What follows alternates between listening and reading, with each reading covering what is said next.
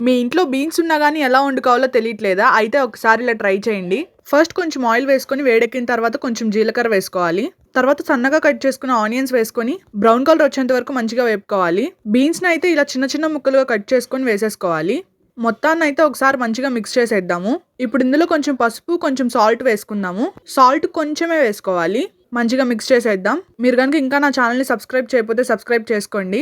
ఇప్పుడు ఈ ముక్కలు ఉడకడానికి మాత్రమే సరిపోయేంత వాటర్ పోసుకోవాలి. అంటే చాలా తక్కువే పోసుకోవాలి. వాటర్ మొత్తం ఆవిరైపోయిన తర్వాత ఇప్పుడు ఇందులో ఎగ్స్ వేసుకుందాము. నేనైతే 4 ఎగ్స్ వేసుకుంటున్నాను. నేనైతే ఒక 2 ఇయర్స్ బ్యాక్ ఈ రెసిపీని విస్మయ్ ఫుడ్‌లో చూశాను. టేస్ట్ అయితే సూపర్‌గా వచ్చింది. ఎప్పుడు చేసుకుంటూనే ఉంటాం ఇంట్లో. ఎగ్స్ వేసుకున్న తర్వాత మరీ పిచ్చి పిచ్చిగా తిప్పేయకుండా కొంచెం ముక్కలు ముక్కలుగా ఉండేటట్టు చూసుకోండి. ఇప్పుడైతే ఇందులోకి సరిపడా సాల్ట్ వేసేసుకుందాం. అందుకే బీన్స్ ఉడికేటప్పుడు కొంచెమే వేసుకున్నాం సాల్ట్. ఇప్పుడైతే సరిపడా కారం కూడా వేసేసుకుందాము. మంచిగా మిక్స్ చేసేసుకొని 2 మినిట్స్ తర్వాత స్టవ్ ఆఫ్ చేసేయడమే. అంతే, మన బీన్స్ ఎగ్ బుర్జీ రెడీ. ఖచ్చితంగా ట్రై చేయండి. టేస్ట్